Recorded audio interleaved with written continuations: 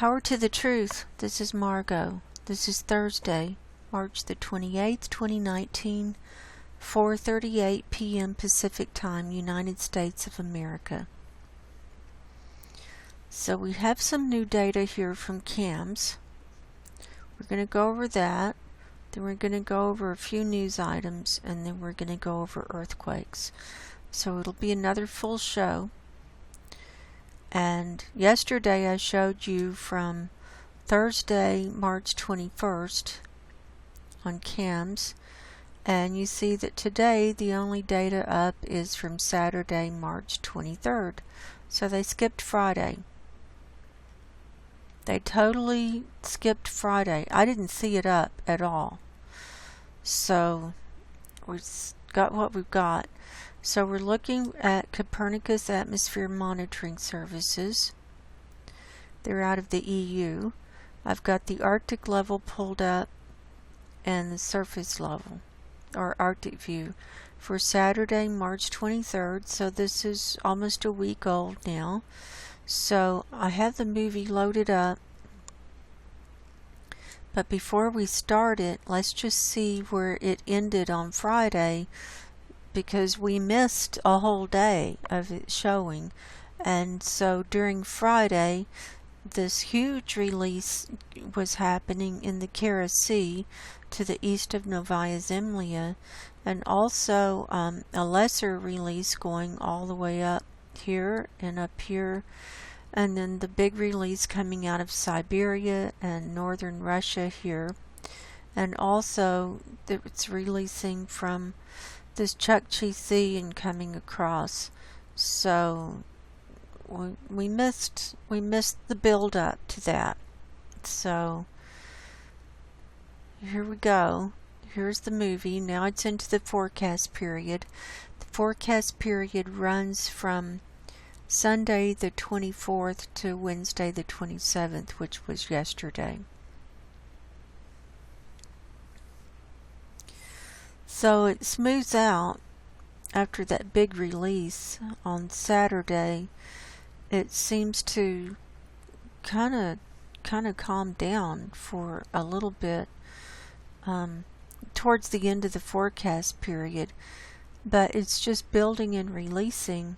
So by Tuesday and Wednesday it's calmed down quite a bit, but I expect it to just keep building and releasing and getting more and more and more as we get into the spring melt season. And I showed the Arctic sea ice up here yesterday, and you saw how they were using those nuclear icebreakers to make paths in the sea ice coming up here on the Yamal Peninsula, because they got a brand new gas plant that they built, Russia, and it opened up in December of 2018. I shared that story a couple of days ago. So that's a lot of the methane, but it's just coming up. It's just a mess. We also have big release up here in Canada. And look at how the red moves on around down to Svalbard even.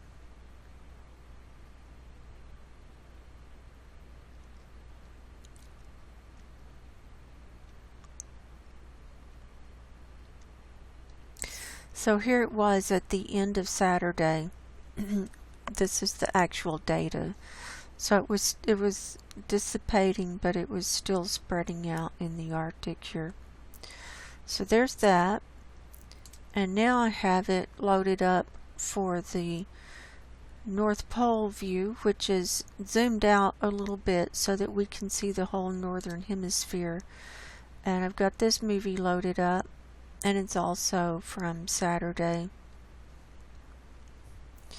So we can see China is just a blob of it, you know, when it comes up daytime over there.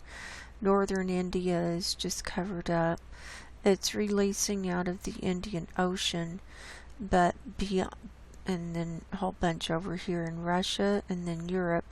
But look look at the United States. On this east coast, it's like black coming off of the east coast of the United States. And look at the wave, the green wave coming all the way across. So there's a big release that just happened on Saturday, not only up here in the Arctic but also in the United States, that we missed. We missed it. Or Friday. It was a big release from Friday. Now look at in the forecast period on Wednesday how it was releasing here in the United States. Now watch. The reason it fluctuates is because it heats up when the sun's up. Then when the sun goes down on that side of the world, it goes down. Look at that right at the end of the forecast period. So we're just getting into springtime. We still got a lot of cold weather, a lot of places, and so just wait until it gets summertime. It's not going to be pretty. It's not going to be a pretty picture. So I thought I would leave this as the background image.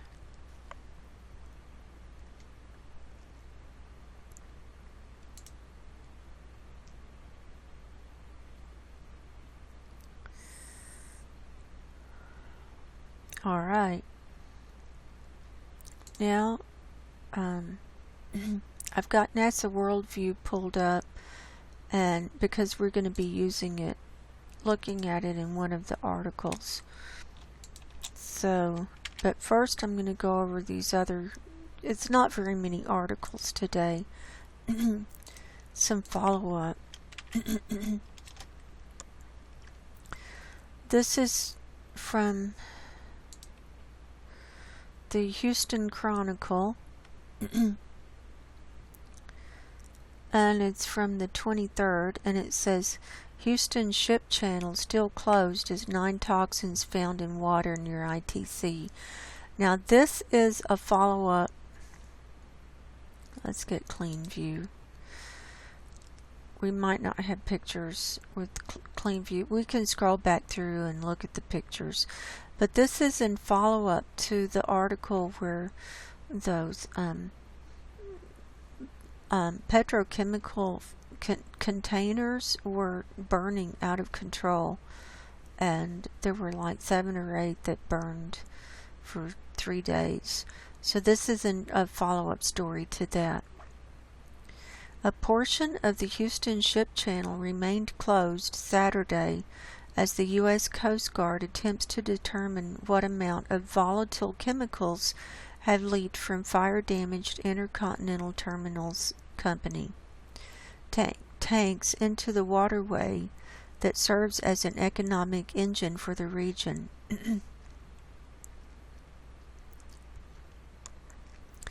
Test results published by the Texas Commission on Environmental Quality on Saturday afternoon confirmed what officials feared, that contaminants, including carcinogenic benzene, were found in hazardous concentrations in an ITC drainage ditch that flows into the ship channel. The Coast Guard has no timetable for when it plans to reopen the closed 7-mile stretch, home to the second largest port in the United States, measured by tonnage. What began as a small storage tank chemical fire a week ago now threatens to harm one of Houston's largest industries.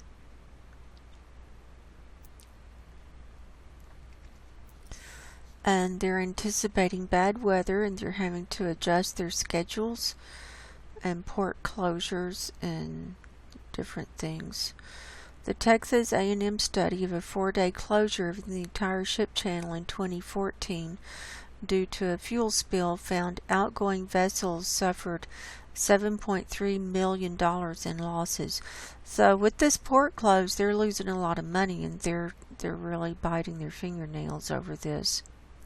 It's a big mess and a serious problem, crews said.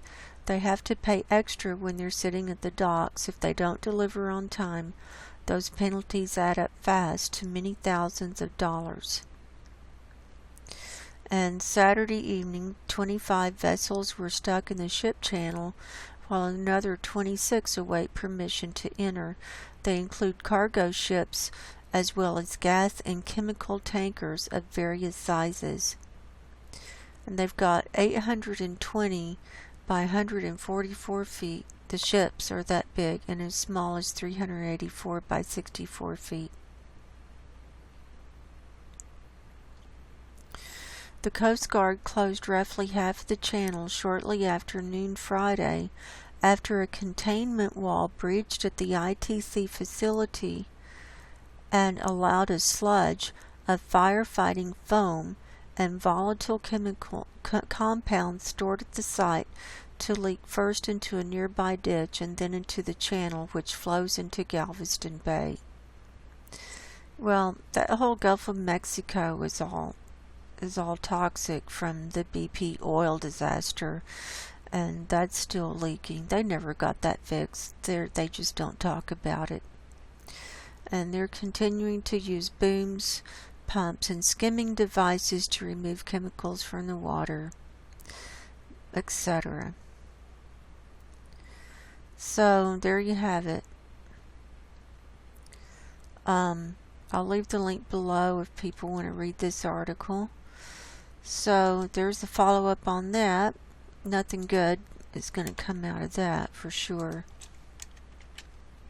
So it's not just from the oil, it's foam from the firefighting that's going into the bay.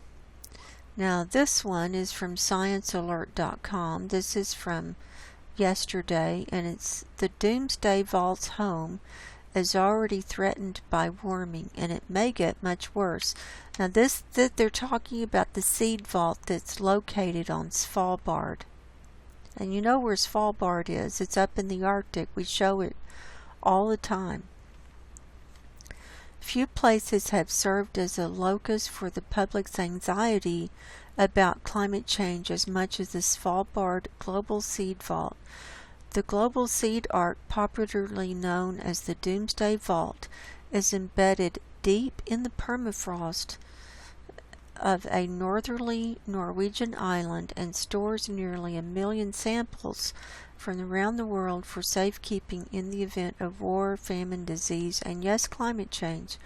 I remember they had a leak in the hallway, and because it was all melting. The permafrost is melting, it's letting water in. So they supposedly fixed it, and it didn't get to any of the seeds, but still.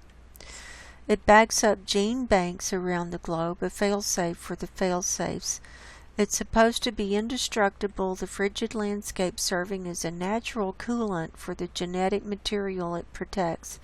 And yet climate change has been profoundly affecting the region, causing permafrost to melt, avalanches to strike, and on one notable occasion, water to collect and freeze at the beginning of the tunnel to the vault. That's what I was talking about. The latter phenomenon led to a flurry of panicked headlines in 2017 on the internet, where such events can take on an ominous significance. The pessimistic conclusion was that if the Doomsday Vault is doomed, so are we. But they're saying the vault is probably going to be okay. Probably. But its occasional troubles put a focus on a much bigger problem. Its home is undergoing rapid change thanks to the warming climate.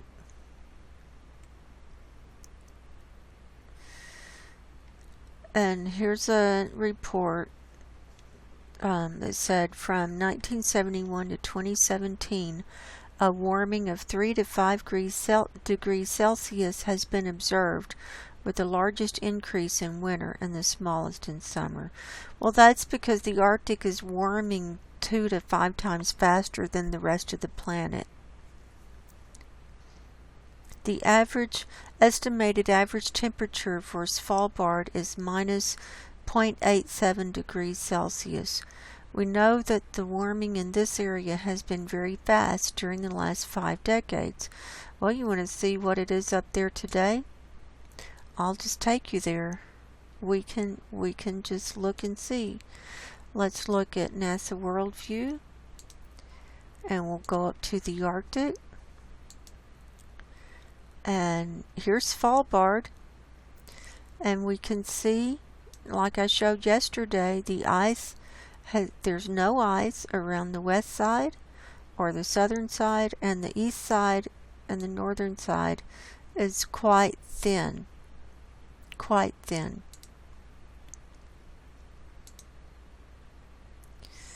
And the sea ice on the southern end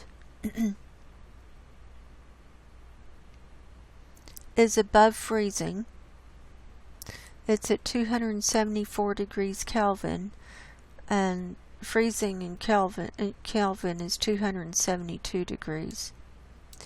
And then up here, and the seed bank is up on this northern island, I think that's what I read.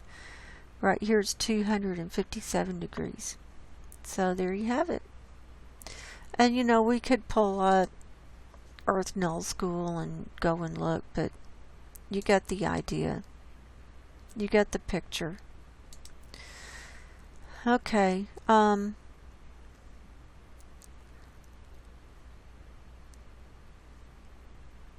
Currently, Svalbard's glaciers are losing more ice through melting and calving than they are accumulating through snowfall. All of the well-observed glaciers are shrinking. That's correct.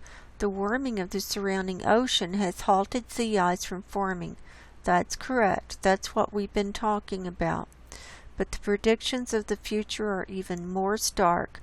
The report projects changes from a period of 1971 to 2000 until 2071 to 2100 based on various scenarios for global warming set out by the IPCC.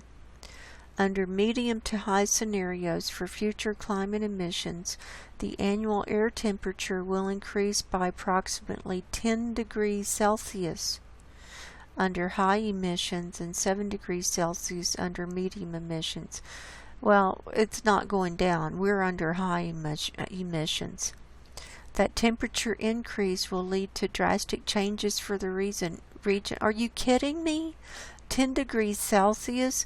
There's not going to be a lick of ice up there. All the permafrost will be gone.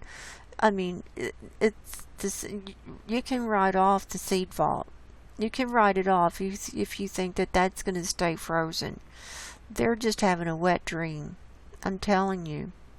That's insane. So, I can't even read this. I'm so upset. What a crock of crap.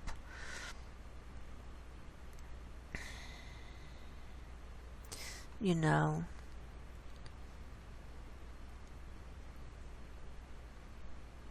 You know, they give all these examples. The houses are cracking and they've got avalanches, it's killing people and this and that. Oh, but it's okay, nothing's gonna happen. We think that the seed vault is gonna be fine. What a load of crap. That, you know, crap like that just pisses me off. I can't take it. I just can't take it. So that is a soft disclosure article just to let people know that at 10 degrees Celsius you're going to have some climate change up there. You think? God. Okay, this is from MSN.com. Disastrous spring floods loom for half the United States. No shit, Sherlock. This is from one day ago. The historic floods that hit the Great Plains last week are perhaps just the start of a very wet and destructive spring. That's according to the NOAA, National Oceanic and Atmospheric Administration Spring Weather Outlook, which warns of the likelihood of moderate to major flooding in 25 of the lower 48 states through May. The worst flood risk is clustered around the central and southern U.S., along the Missouri and Mississippi rivers. Some of the hardest hit states include the Dakotas, Nebraska, Minnesota, Wisconsin, Iowa, Illinois, and Missouri. Here's what to expect this spring and in years to come. Wet and snowy conditions are boosting flood risks. This winter was the wettest on record in the contiguous United States. Anyway, I mean, we know, I've been reporting on this. I wanted everyone to see this map, though. Here's a, this is the map where they're estimated the flooding. The worst, the major is the purple. So here it is, with those states that they just listed off. And here's the Mississippi River, so all the way down the Mississippi River and out from it. Then the orange is moderate, and there's a large area around that, and then the tan is minor. So they're showing flooding for half the United States, and then a lot of the West as well. Central, interior, and northeastern California, and then parts of Nevada, parts of Oregon, a little bit of Washington, and then Idaho. So it's not looking good. And with flooding like that, you can't grow crops, you can't harvest crops, you can't plant, nothing will grow the way it's supposed to, because everything's out of whack. And the ground is not going to be ready for them to plant anything this year. There's not going to be a harvest this year. There's not. So we're in big trouble. And not just in the United States. If it's trouble like this in the United States, it will be trouble worldwide, because the United States exports to a lot of countries and gives aid to a lot of countries. So, and if it's flooding like this in the U.S., it's going to be flooding a lot of other places too. And this is, like I was saying yesterday, all my stories were about flooding. And so that's, this is what's happening. Okay, and this last article is courtesy of Troy Turton, one of my YouTube viewers. Thank you, Troy, for this. It's from the Smithsonian.com. And it's about a glacier down in the Antarctic that I've shown before. And it says a network of lakes lies under East Antarctica's biggest glacier. The water under the Totten Glacier may force researchers to calculate how quickly climate change may melt the massive ice sheet. There they are on the glacier, exploding it to see what they can find underneath it. That just sounds like a real good idea to me. Let's go blow up an ice sheet. How about it? Researchers armed with trunks full of explosives have learned something new and concerning about the Totten Glacier in East Antarctica, one of the continent's largest and fastest moving ice masses. You want to see where it is? I'll show you where it is. Let's turn off that layer. Now let's go to the Antarctic. Here it is from today. We'll go back to yesterday so we don't have that big black line. It's right over here. And it doesn't look like much on this map. It's right here. Right here. This is the Totten Glacier, the ice sheet here, and the glacier is around this area. It doesn't look big at all when you're looking at Antarctica. And I also have a map here. Here are the glaciers in the Antarctic, and the Totten is right down here, and they're calling it one of the biggest ones. Well, this is the biggest one over on the eastern side, this Amory ice sheet.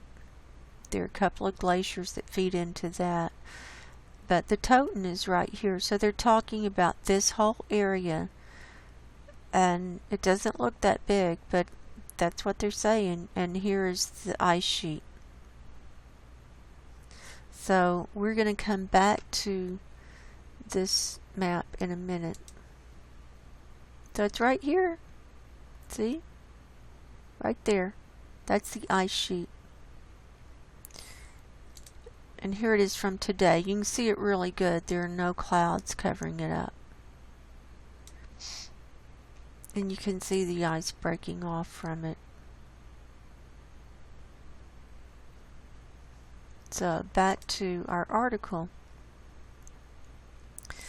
Using seismic testing, a team from the Australian Antarctic program has found that the 1.2 mile thick glacier sits on top of a network of subglacial lakes, a finding that could change calculations about sea level rise due to climate change. Oh, I have a map of the subglacial lakes too. It's the next one. It's right here. All of these blue-green things are subglacial lakes. So they already knew about that. This map was done, 2011. They didn't need to go blow up the ice sheet to know that there were subglacial lakes. That's already been done. See subglacial lakes in Antarctica in 2005, 2012, and 2011. It's already been done. So this is another thing that just upsets me. They act like it's totally brand new, and it's not. But they've got to go on their expeditions. During 160 days on the ice, scientists drilled 7-foot holes in the ice and then set off explosive charges. These explosions sent out sound waves, which then echoed off different layers in the ice and bedrock. We placed geophones along the surface of the glacier to listen to the reflected sound, giving us a picture of what lies beneath the ice. Yeah, and how much ice did it break up?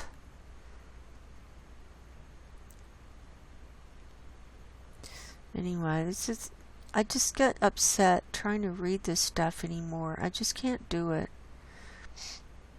If I took all the ice contained in the Totten Glacier catchment, spread it out over the global oceans, sea levels would go up 7 meters or 23 feet. Galton Finzi tells Hayes, we actually know for a fact that the Totten Glacier is one of the regions that's actually changing. We know there's warm water present under the glacier, so we expect this is one of the regions in East Antarctica that's going to change first. Yes, it is. It's going to, not only is it going to change, but it is changing. It is changing. And it's all going away, and it's going away faster than you even know. So, thank you, Troy, for that. If people want to read that article, they can certainly read it, but I can't. It's just I can't do it. I think I can, and then it's like, we want the information, but just what they do, and it's already been done. And oh well, we think that this is going to be a fast changing place. Oh yeah, you think that little area right there is going to raise oceans 23 feet? Well, how much is the Thwaites Glacier going to raise the oceans? I'll show you that. There's been a bunch of articles that recently came out about the Thwaites Glacier, and I'll show you that. It's right here. Now we've talked about the Pine Island Glacier right here, and that ice sheet has been breaking back further and further. This area is all the Thwaites Glacier area, and they found a big hole in that, and that's been breaking up, and I can show it to you. I haven't been really looking at this very much, but it's this area right in here. And there's a big look at this.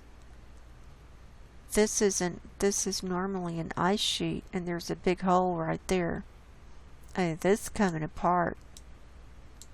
Here's Pine Island, and remember that when that thing broke off this winter, it broke off. Well, there's summer, and that big chunk came down. It's all gone. It's all gone. You can't even see it now. Well, this is cloud cover, but you can't even see pieces of it now.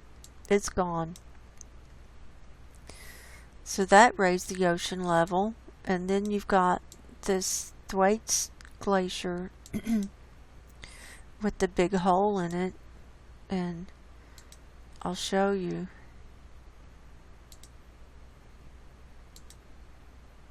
Go back a few days. You can really see where here's a good picture of the ice, and it's all breaking apart and flowing. It's flowing into the ocean there. So, you know, we're just in big trouble all the way around. So there's that. So we'll close that out, and well, now we're going to do earthquakes. I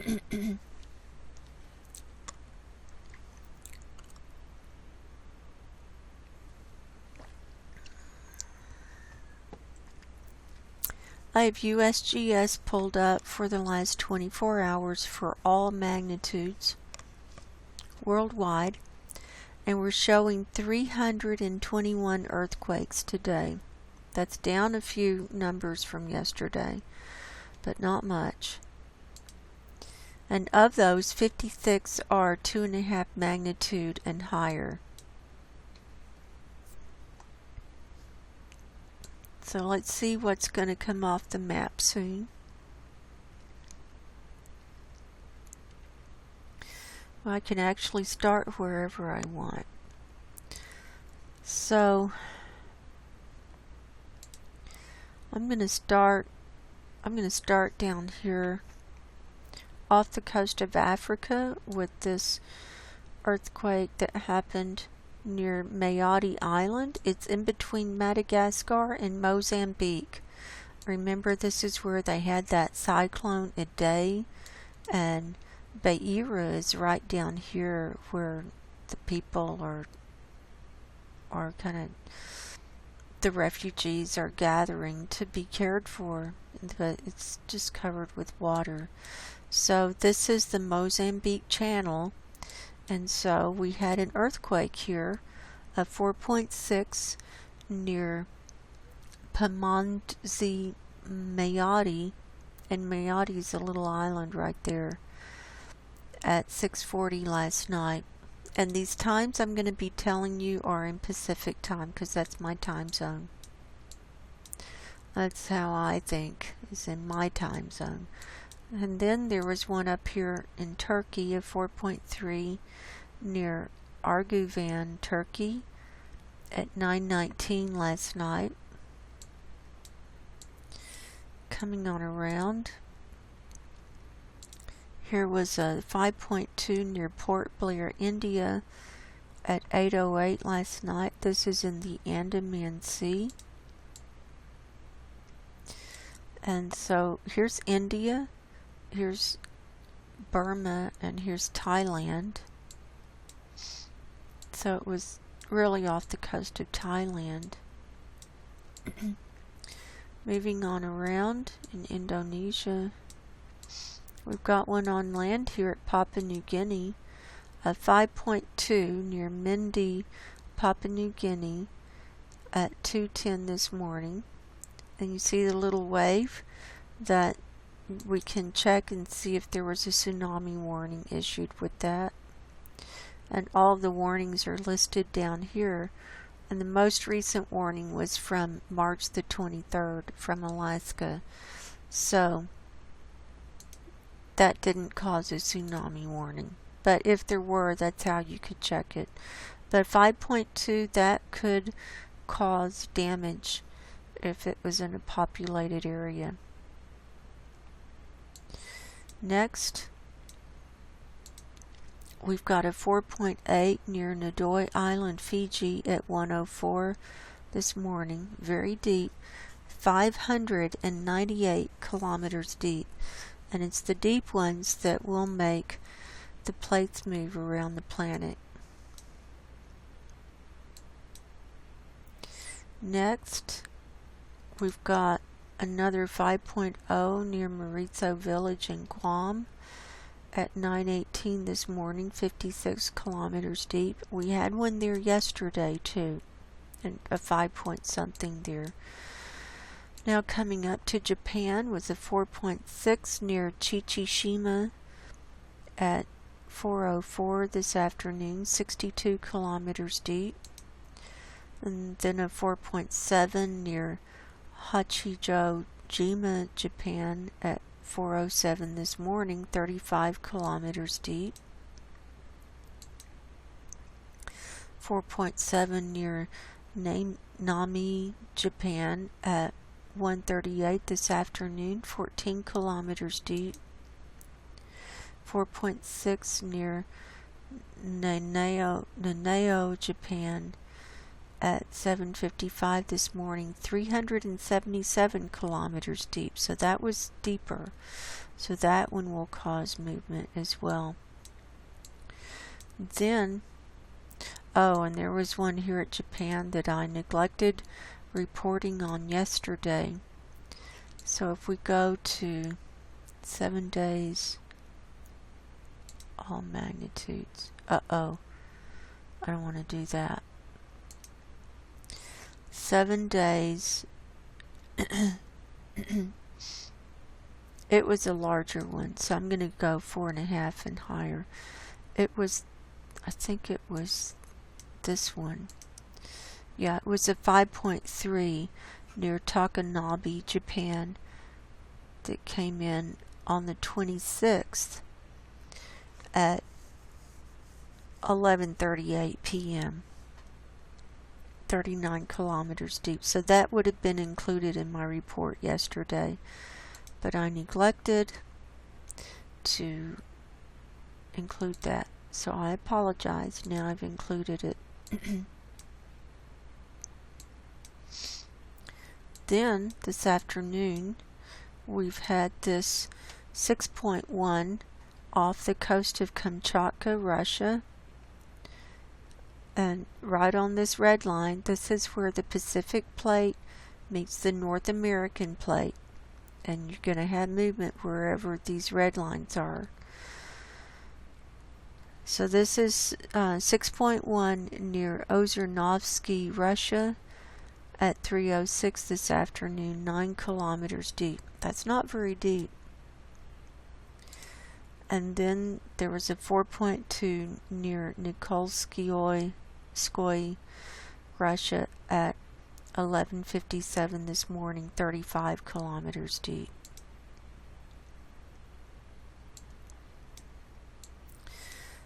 Coming across the Pacific, down in Mexico, we've got 2 in Chile. We had a 5.4 near Taltal, Chile at 8:05 this morning, 59 kilometers deep.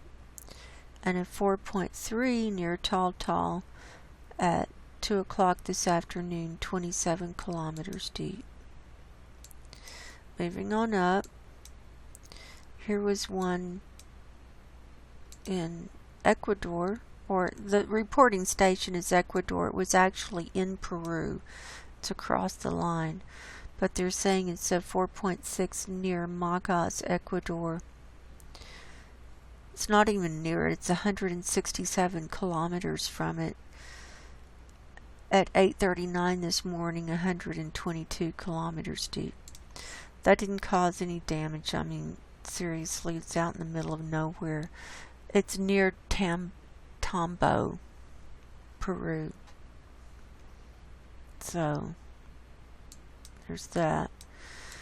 Then, coming up to Mexico, we've got a 4.3 off the coast of La Libertad, El Salvador at 8:35 last night, 35 kilometers deep, and a 2.8 on land in Guatemala near San Vicente Pacaya at 3:27 this afternoon, 5 kilometers deep.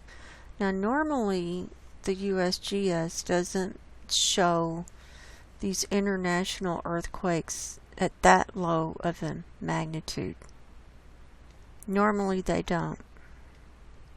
But I'm on all magnitudes, but normally they don't show them that small. So, the international ones. So, there you go. Now, Hawaii is seeing 10 earthquakes here today. So, I'll just call them off. 1.6 at a minus 0.1 kilometers depth. That's in Kilauea. That was at 5:25 yesterday afternoon.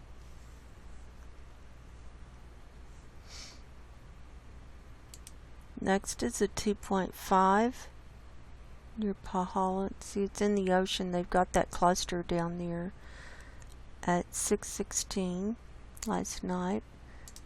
Another 2.0 in that region at 6:29 last night. Another one in that region at 6:36 last night. Here's 1.8 at 7:16 last night. Another 1.8 at 7:45 last night. 2.4 down in the ocean again at 2:13 this morning. 2.4 near Leilani Estates. Looks like that's in the ocean. Yeah, just barely. That was at 2:26 this morning.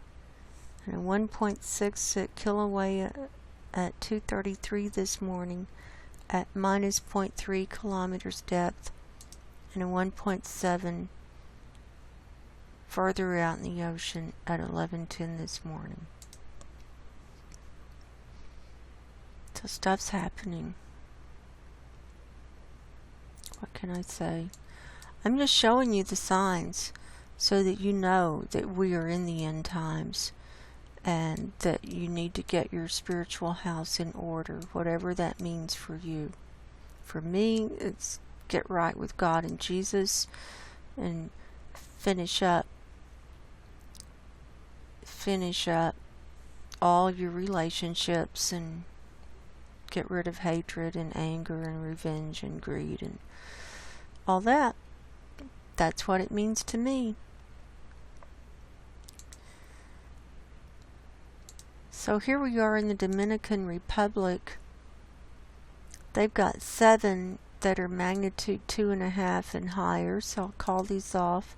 2.6, 2.5, 3.3, 2.9, 2.7, 3.2, and 3.4. So, of all magnitudes down there were 14. So there were 7 that were under 2.5 magnitude. So it's showing movement. Now let's come on up to Alaska. It's still being very active up here. Of all magnitudes, we've got 113 up here today.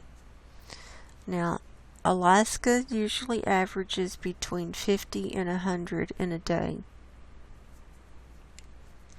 So this is above their average. So let's look at this swarm here at Kobuk. This is still very troubling to me. We've got 56 up here today. Yesterday there were 76 or something. So if you want to look,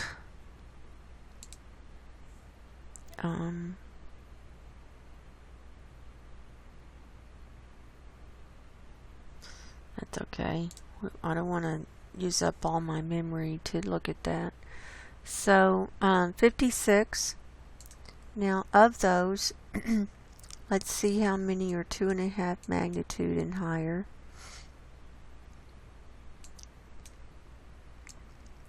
We've got 18. Where was 19? Oh, those are down there. We've got 18 that are 2.5 magnitude or higher. Uh-oh.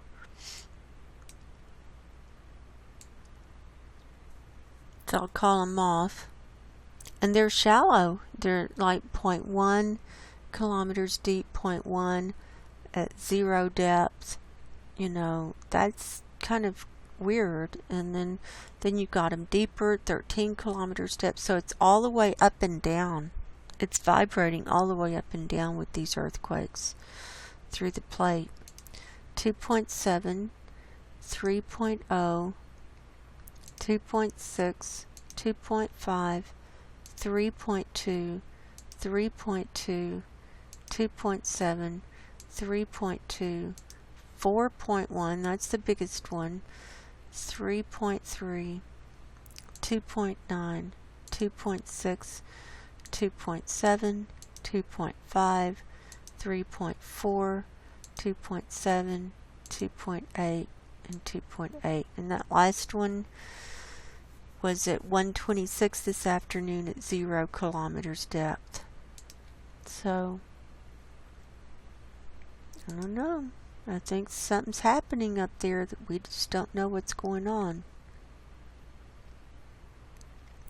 Here's the Arctic Circle right here. That starts at 60 degrees north latitude.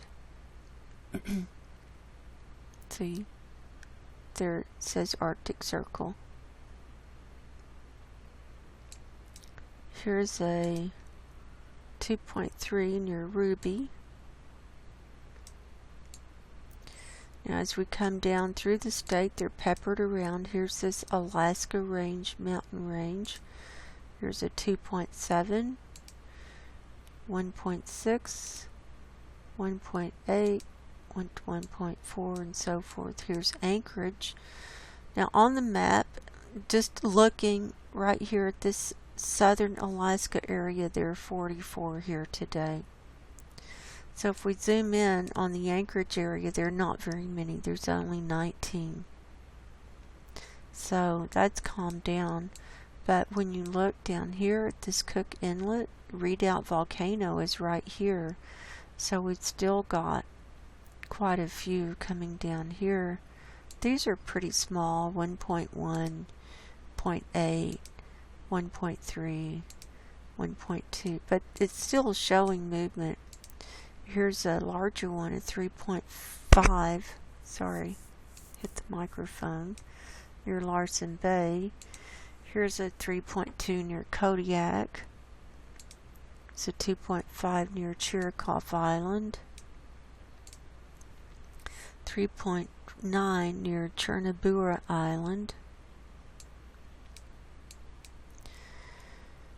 And so forth. It's this one. 2.1 near Salcha. And then we've got little ones in the curve here. This is a vulnerable area where the energy has to go around there. 1.5 Haines Junction, 1.4 and 1.4 Cape Yakataga. So now let's come on down to the lower 48. Nothing is showing on the east side of the United States. So we're going to start here in Oklahoma. We've got 2 at Blanchard, a 1.8 and a 1.9. And then we've got a 1.8 near Anthony, Kansas. And then Utah has 11 here today. So let's see what we've got. We've got some up here at what's this? East Carbon City. Let's do the East Carbon City one separately. We've got 6 here. And look, all of these are negative depth. Look at that. They're up in the mountain. That's concerning. 1.7 minus 3 kilometers deep. 1.7 minus 3 kilometers deep. 1.6 minus 2 kilometers deep. 1.9 at a minus 1 kilometers depth. 1.4 at a minus 1 kilometers depth, and a 1.5 at minus 1. So there's that. Here's a 1.3 at Farron, 1.2 at Salina, 2.5 at Milford, 2.5 at Cedar City.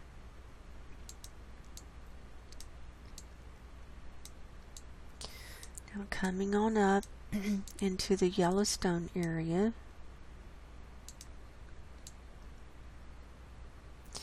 We've got, it looks like 2, but it shows 18 on the map over here because we've got them stacked up. We've got them in clusters at Old Faithful Geyser. Look at that. Almost all of them. We've got this 2.4 Manhattan, Montana, and there's only one, and then all the others are clustered right here at Old Faithful Geyser, Wyoming. Look at that. There's 17 here today. And they're different sizes. I didn't mean to do that. They're different sizes starting with a 0.8. Here's 0.6, then it goes up into the ones. And then they're little 0.3. Here's a 0 magnitude. And then the last one registered so far is a 2.0 that came in at 9:12 this morning. So things are moving up there.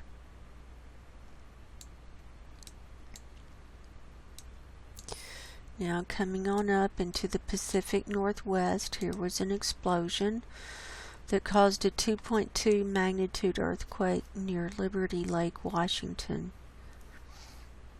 This happened at 12:46 this afternoon at a minus 0.7 kilometers depth.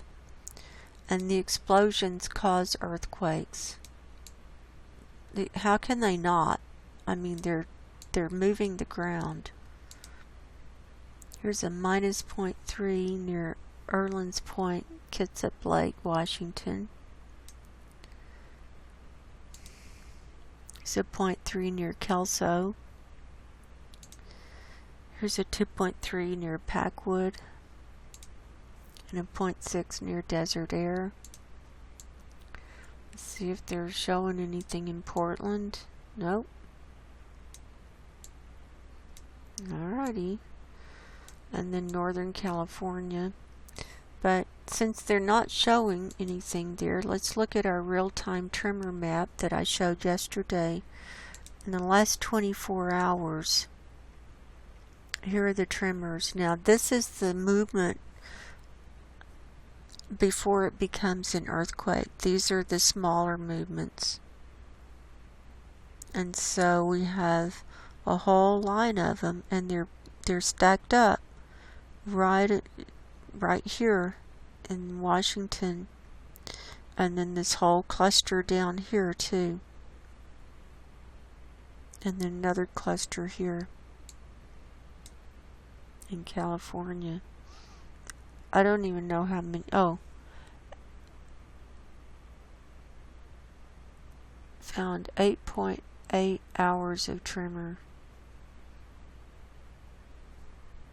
So it was shaking 8 hours in the last 24 hours.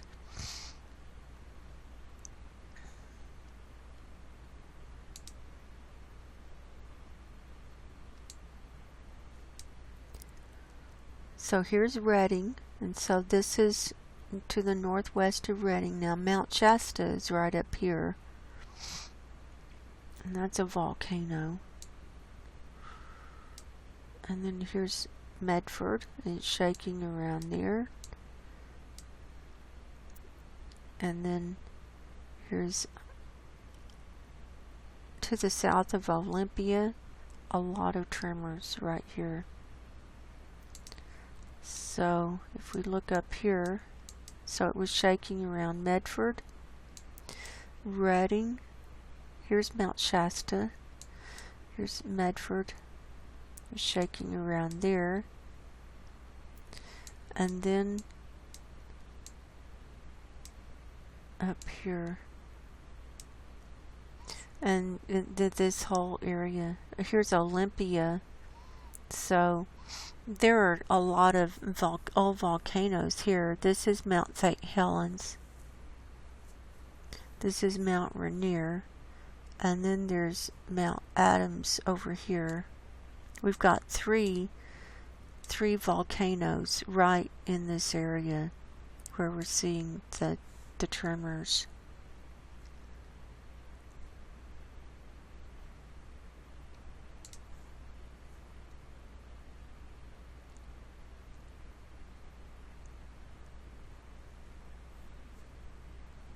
So there's that.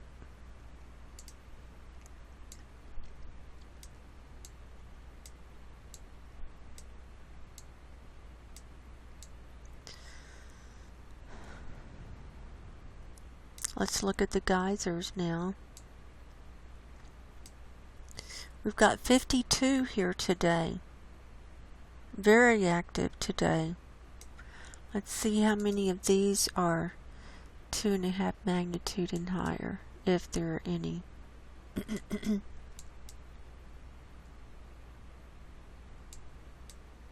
We've got 3 all in the same place here. It's totally on top of each other. There was a 3.0, 2.5, and 2.6. So these are getting bigger. Normally they're like in the 1s and low 2 range. Then the rest of these are under 1 and in the 1s. It looks like most of them are under 1. 52.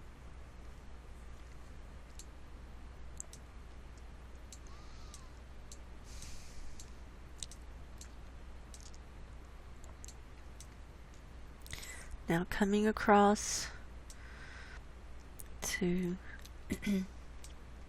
Cold Springs, near Cold Springs, Nevada. This is the state line. So that actually happened in California. The reporting station is Cold Springs, Nevada. There was a 0.9 and a 0.8. So those are calming down. There have been some clusters there. Lake Tahoe is clear, Reno is clear. We've got how many? We've got 3 at Fernley today, a 2.1, a 1.5, and a 1.8. These are east of Fernley on the way to Fallon.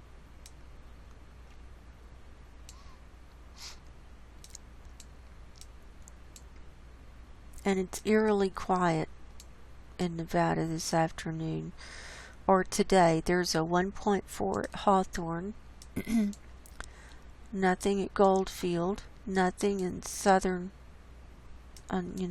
where the nuclear testing site was underground, and Area 51. There's a 1.3 near Warm Springs. Nothing. Look at that. That's freaky. That's kind of creepy to see it that quiet. But we're going to make up for it over here at Mammoth. There are 11 here today near Mammoth Lakes. 0.8, 0.1, 0.3, minus 0.2 at 0 kilometers depth, 1.2, 0.9, 0.1, 1.2, 0.1 at a minus 0.1 kilometers depth, so that's up in the mountain, 0.8 and 1.1.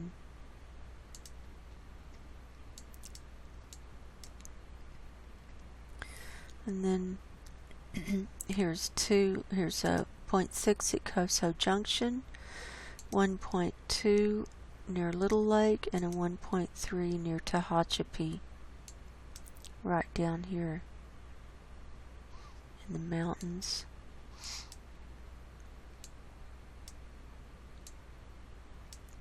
Then there's one more, 1.1. There was a 1.3 and a 1.1 near Tehachapi. Now let's move on into Southern California.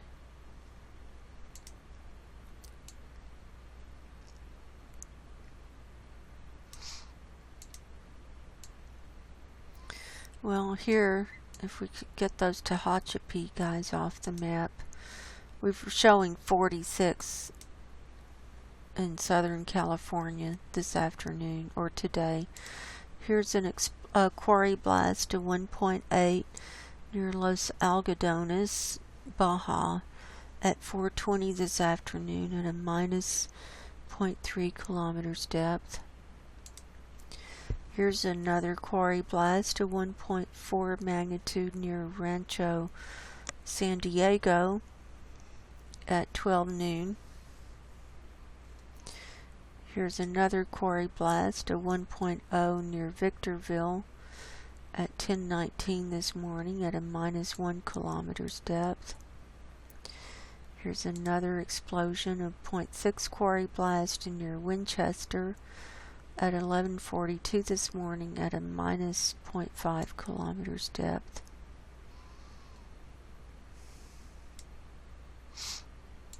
Here's Kauai today. Not very many, only 8 in that region. Let's look at Fontana. They had some swarming there. We've got 17 here today. They're ones and under. 1.3, 2.1. That looks like the biggest one. Showing 2.2 down here, but 2.1 in the list. And so forth. So, just a lot of movement. And this red line coming down here is the San Andreas fault line.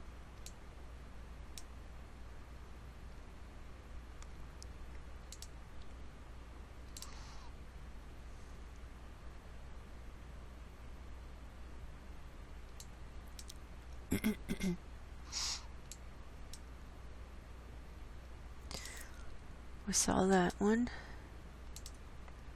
There's a 0.7. Now let's move on up. So there were actually 3 at Tehachapi. There was also a 0.9. So sometimes they get covered up and you can't really tell. Okay, coming on up this red line, the San Andreas fault line is a 0.6 part field, 1.2 San Lucas. Here's a 1.3 magnitude quarry blast at Prunedale at 11:57 this morning at a minus 0.2 kilometers depth. 1.5 San Juan Bautista, 1.2 Aromas, 1.3 Bridgemark, 1.2 Loyola,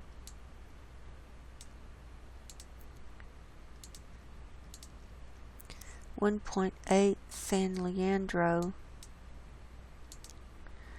0.5 Orinda. I think that's a wrap. The Geysers, there's coming in. There's a 0.6 that just came in. Now let's see if there's anything I'm missing today.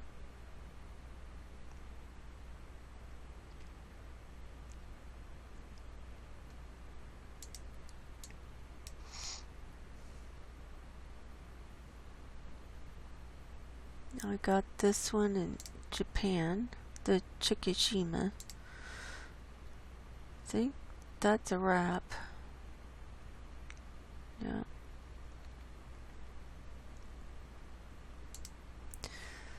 So,